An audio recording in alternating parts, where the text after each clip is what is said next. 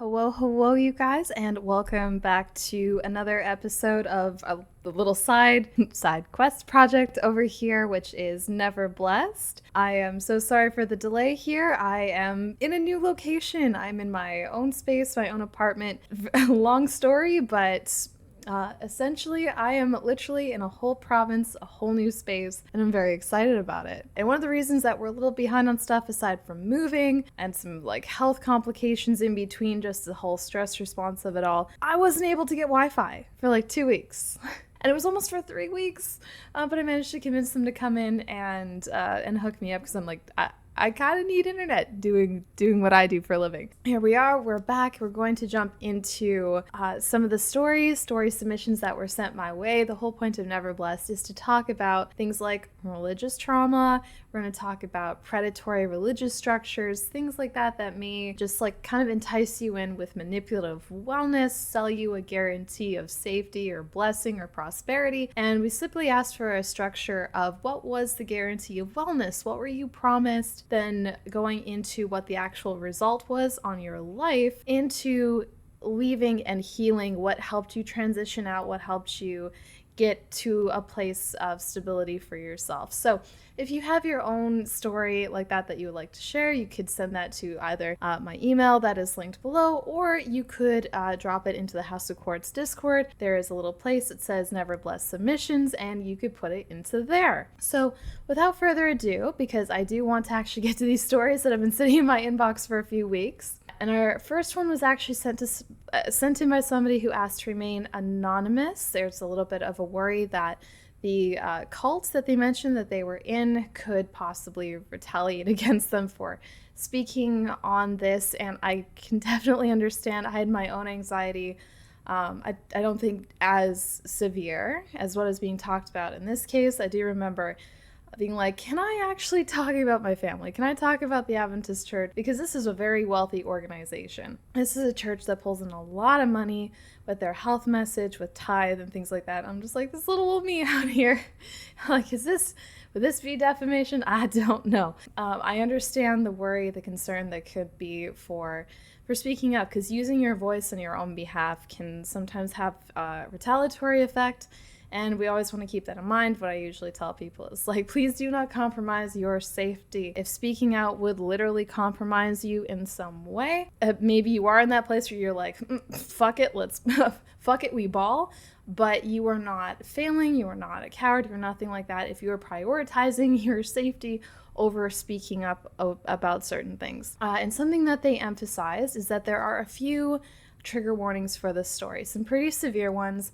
This includes grooming. This includes something called RAMCOA, which stands for ritual abuse, mind control, and organized abuse. And of course there's things like CSA, COCSA, even bestiality, religious trauma, homophobia, transphobia, and essentially they're also saying that with DID, there are memory barriers and blocks. That's pretty normal, pretty common with trauma.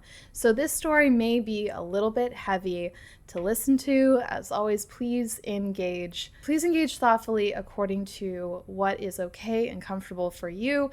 Something that we definitely do emphasize with this content is we're not going to be, the whole point is to be constructive in what we're sharing. The point isn't to trauma dump prevent. The point is to say, this is what to look out for. This is what might be helpful transitioning out. This is what you might experience in order for validation. So the point of sharing and delving into heavier subject matter is not to act as therapists for each other. It's not to trauma dump. It is to share constructive information and stories between ourselves. And this is actually going to be my first read through, just me reacting to this in real time.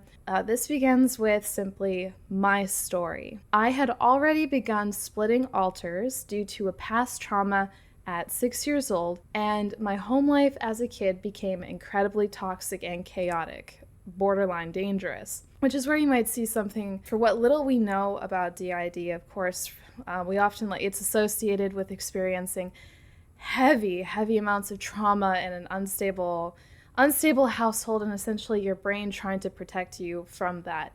It's something I want to remind people, if you are going to comment about DID, please be respectful in regards to like, this is this person's experience. If you think that they should be saying it a different way or whatnot, I'm going to ask you to refrain from that, because this is how they understand it. This is how they are experiencing it. They're the expert in their life. We're not their therapist. We don't get to tell them what language they should use to describe their experience. Our job is simply to take in their experience as it is, and it is not up to us to police their language in any way. I'm just doing this little disclaimer because I know with the internet, people tend to be there's sometimes like when people will talk about DID, PTSD, schizophrenia, depression, anxiety, people can get very concise and this is how it is, or this is the language you have to be using. Please remember, read the room. This is somebody sharing their experience, and it is not the time or the place to be like, this is the language that should be used, or this is how you should speak about it. Not the time or place to social justice warrior somebody, not when they're sharing their story. I'm also doing this disclaimer because I've seen this happen. I've seen this happen when people talk about DID. They'll talk about splitting altars, and somebody else out there will be like, well, actually, DID is stop. Stop. Back to the story. My mom saw how depressed I was getting, despite not knowing why. This went on with nothing being done until I think age 10, when our mother found a Nazarene church, air quotes church, locally with seemingly nice people. Yeah, that's not uncommon. That's not uncommon for Nazarene. The mental association I have with any kind of Nazarene church is very placid, smiling, well put together. There's something uncanny valley there. There's something, at least for myself, that reads as uncanny valley. Before this event, we were wavering in our faith. She thought it would be good for us to get a connection to God and see life was worth living and not be depressed. Oh my goodness, this is giving me kind of like a flashback to because for those of you who may not know, I am a pastor's kid.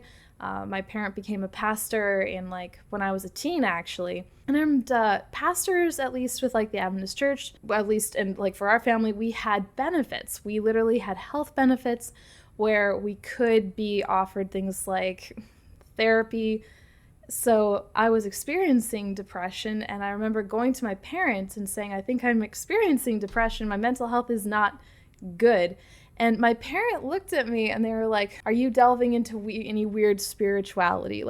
That's what they asked. Their thought was I was depressed because I was looking into alternative spirituality. And I was like, no, I'm really just trying to say that I would like therapy. But no, the therapy was never offered. It was just this emphasis on, if you are mentally not doing great, it's because something spiritually is going on. And it unfortunately doesn't surprise me that in a family like this, they would turn to spirituality. The pastor there seemed nice, promising the blessings of happiness for me if I would let God into my heart, hand all things over to him. This is one of the reasons I try to tell people, please be very careful about giving pastors, spiritual leaders, any kind of personal information. And it's also the same reason I have a rule about sharing too much personal stuff about you on the internet, including my Discord server. We have a rule about oversharing, simply because you never know who might be watching and who might target you based on that personal information. And when you have a spiritual leader where you have been taught that God is trustworthy and this man is a spokesperson of God, a representative of God, and therefore is safe as well, and you start giving them all of the keys to your trauma, the keys to your insecurity, it can go sideways real fast. And you also need to remember, a lot of pastors, they've had no more than maybe one or two classes on therapy, on being a counselor, and generally those classes are not, they're not up to date, and they're not informed by current research. A lot of pastors are cosplaying as social workers, they're cosplaying as therapists, and quite frankly, they have absolutely no business messing around in their congregation's mental health. So back to the story, we confided in him about our trauma at home and when we were 6 years old. We even confided in him about our first self-yeet attempt.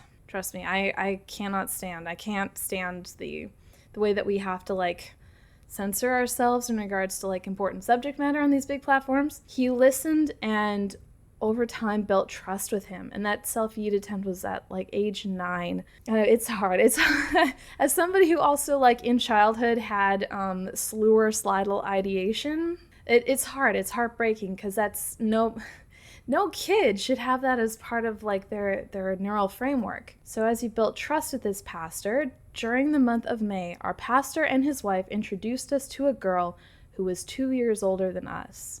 I don't remember necessarily what her name was to this day, just that she would be paired with us during rituals and prayers. She seemed to have been with the church a long time before we had come into it. The pastor for a while would always pull her aside to be alone with her for a bit, which we always figured was because she was too loud and he was reprimanding her.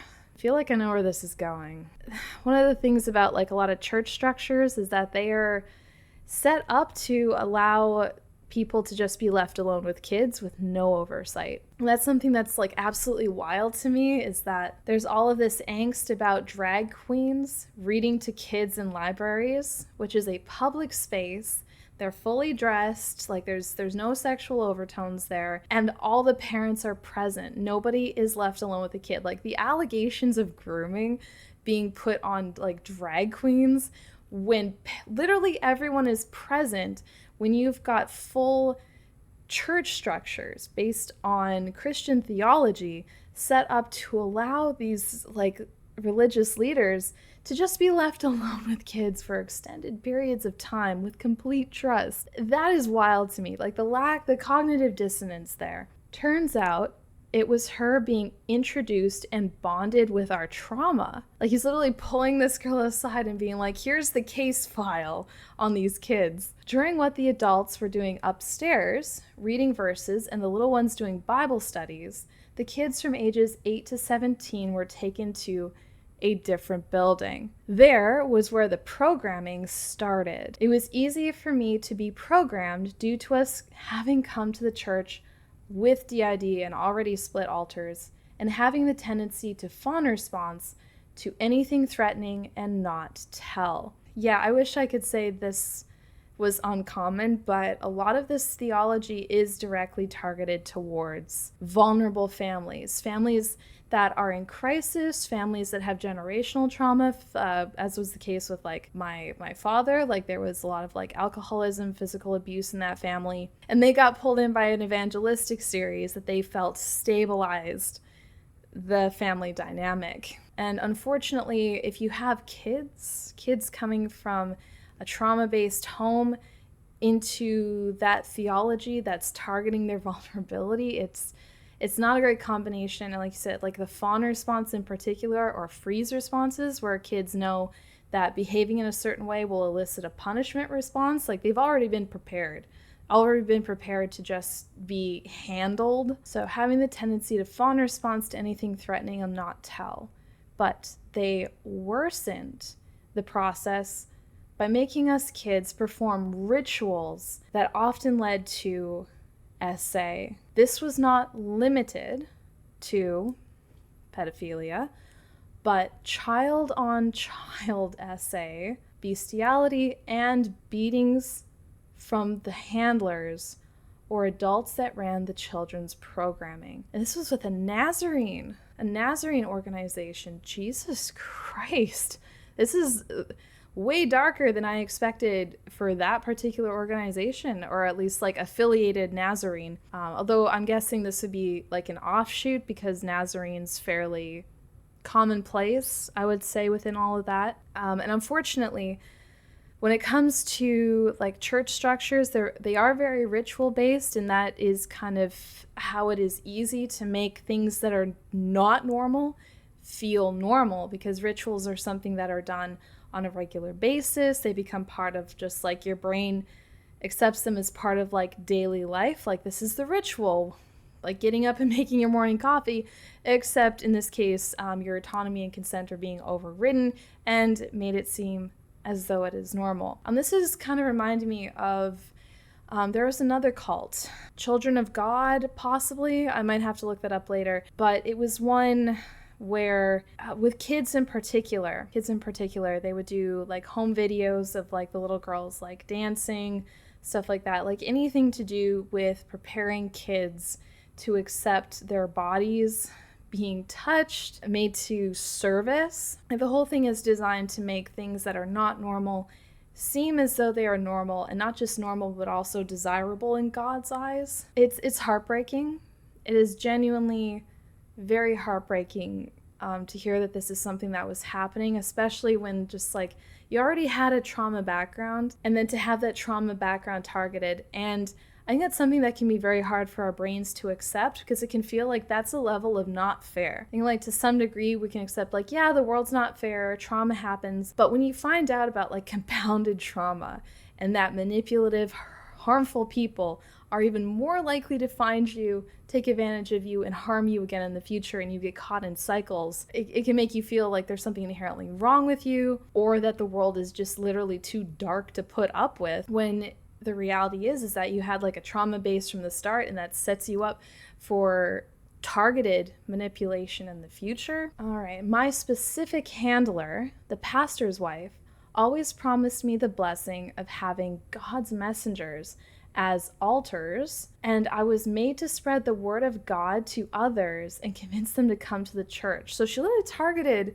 the altars, the DID, and made that part of your purpose, your special gift in the church. Oh, there's that little bit of like affirmation reinforcement there, which we did. We even roped a child into coming back to the church after she managed to move in an attempt to escape and deprogram herself. Oh, damn. I'm so sorry, because that's probably, if that were me, that would be something that would weigh heavily on me, is being like, oh no, I participated in bringing somebody back who was actively attempting to break this cycle and get out. And of course, like that is something you're being programmed to do and wouldn't be your fault. So I hope you're being gentle with yourself about that. I ended up splitting 300 plus altar fragments during the 4-year period I was there in the cult. I can't even imagine the level of trauma that your brain was trying to escape from. The girl I was paired with, I stayed close to and remained programmed for several years after I escaped, because she would find ways to message me and rope me back in.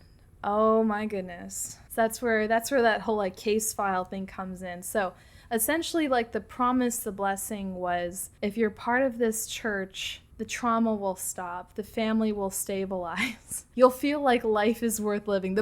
Literally the promise was like, you're feeling depressed? Well, if you join this organization, you'll want to keep living. And this is not giving keep living. Oh my goodness. During those 4 years of being in the cult, they seemed to have a different way of promising blessings for each child. It was like they used all our personal lives to connect with us and promised this was all God's planning and came from love. The recovery is still rocky, and it is something I rarely ever talk about in detail due to the severity of the memories I do have, compared to the memories other altars in my head know that I don't. My handlers still come around to befriend my parents and attempt to connect with me, but due to having tried to unprogram myself and reconnect with society and being away from religion, I've not let them back in.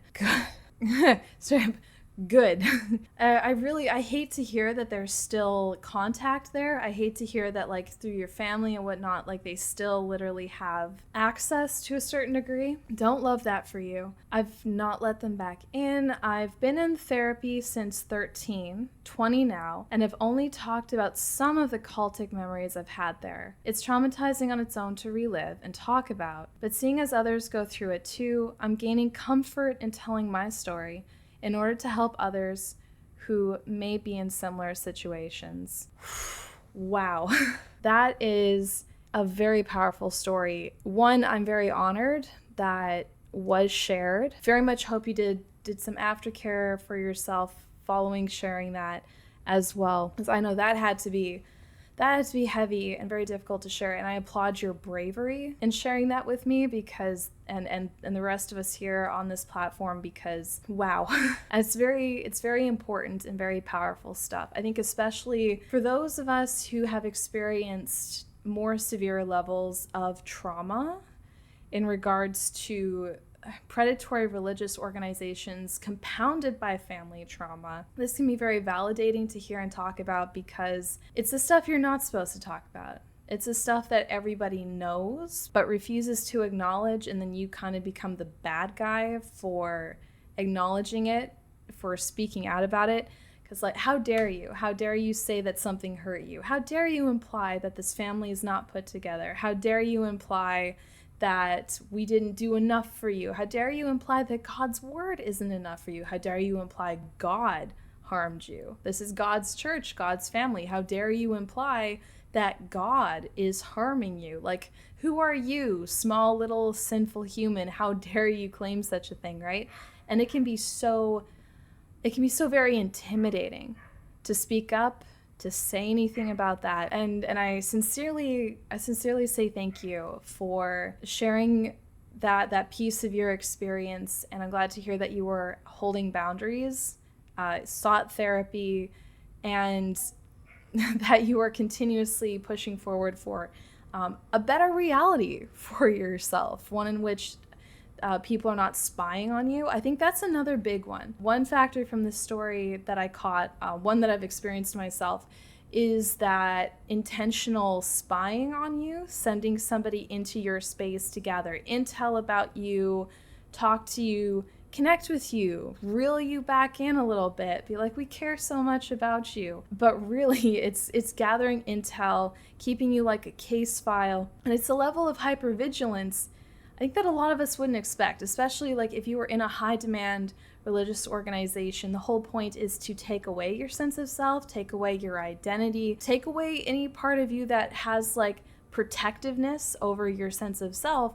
So it can come as a huge surprise when you find out people were actually watching you closely. Because I think there's part of us, like we don't recognize that threat assessment isn't there because you think so little of yourself. You've been trained not to notice your own self. So the idea that you're important enough to these people for them to hypervigilantly keep track of you, watch what you're doing, and provide input, reel you back, like intentional affirmation or punishment, at least for myself, like there's not this sense that I need to look out for that I need to be on guard for that, because you don't have a sense of self. And it's not even necessarily in a self-deprecating way. I know part of my own experience, while there was definitely shame, guilt, whatever, there was a lot of like my identity not being there, where it was just absence. It was just like a sense of nothingness there. And that didn't come from shame or whatnot. It literally was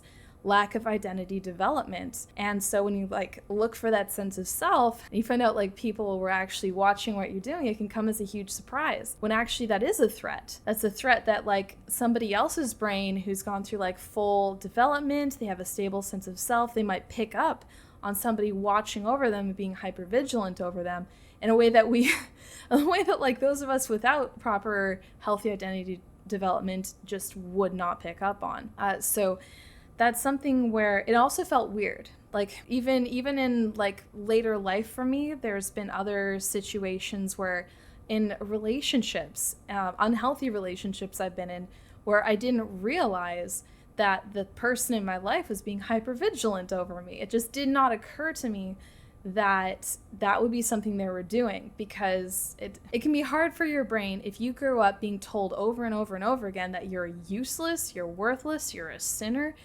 The only thing important about you is God loves you and what you can do for God in service to God. You don't necessarily think that you would ever register on someone's radar as like something that people would watch, and not necessarily out of a full sense of shame or like no one would ever notice me, like I'm nothing. It doesn't necessarily come from that. It can literally just come from like an absence. There's not necessarily emotion or anything there. It could literally just be like, no, I didn't clock that. Why would I? Like, and it just like phases right by. And I think that's why like a lot of us with trauma backgrounds, those of us who experience like abuse in childhood and things like that, plus religious trauma, we can get caught in cycles of abuse as adults in relationships or continued abuse patterns with family, because it doesn't occur to us that people are doing things like being hypervigilant.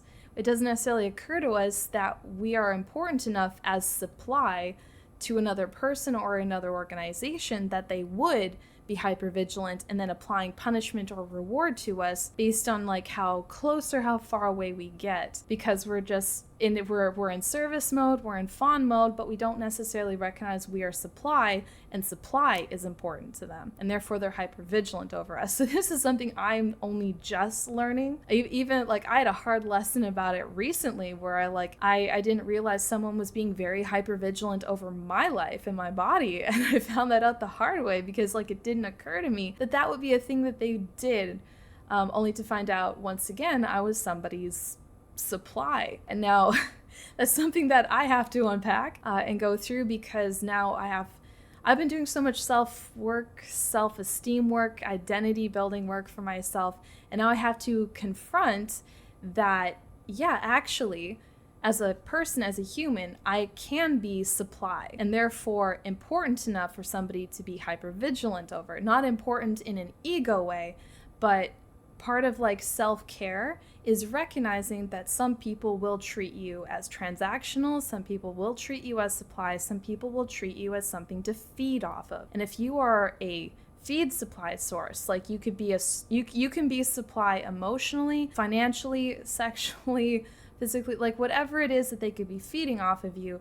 And if you are a food source, so to speak, they're going to be protective over you, and not protective over you because like they inherently love you and you're precious to them and they cherish you. No, it's because you're a food source, like kind of like how like a mountain lion or something will be protective over like their kill and be like, yeah, and that's different, right? Like it's distinguishing between like I'm paying attention to you because I genuinely care about you versus I'm being hypervigilant because I'm controlling you and I'm controlling my food source. Trying to learn the difference between those two has been something that's been crucial to my own healing process, because I had to confront my own ego and feeling, I had a hard time accepting that. I had a hard time accepting that I needed to be on guard for someone being hypervigilant over me, because I was like, no, I'm not. Nobody would do that. No, not important enough. And then you learn it's not about you not being important, it's about your service. It's about you as a food supply, and there's a difference. There's a difference between being supply and your inherent worth. Those are not the same things. And it took a while to distinguish the two and be like, oh, no, it isn't prideful of me to register that someone could be using me as supply and being hypervigilant over me as supply. That's not me registering myself. That's not self-importance. That's not ego. That's not pride. That's being realistic that as a human, I can be supply to another human. That's common sense. That's building life skills. That's building capacity for self-protection in ways that we were not taught when we were kids, if you have that trauma background, right? But thank you once again for that story submission. I've got a couple more to work through, and I also have a few people to thank. You'll see them over here. Some like top gifters from Twitch streams, as well as some new Patreon supporters. Thank you all very much for supporting my content so that I can keep doing what I do, doing all the fun stuff that makes your brain go brrr. And of course, please remember to drink your water. I hope you guys got something out of the story, the commentary. Leave some questions or comments down below of things within the framework of remembering, please don't be critical of the story. That's not the point. The point isn't to pull people apart. The point is to be constructive. So you have validating commentary for the person who shared the story, or validating commentary for others, or you have like your own things you've experienced that you would like to share that you feel might be constructive for other viewers. That is the whole point, to be validating and constructive. So thank you guys so very much. I'm excited to bring you some more content in the future. I personally think that this stuff is so very important to talk about. I think it's important to give a voice to this stuff, so thank you for contributing that story, and we will see you guys in the next episode for more Never Blessed. Mwah.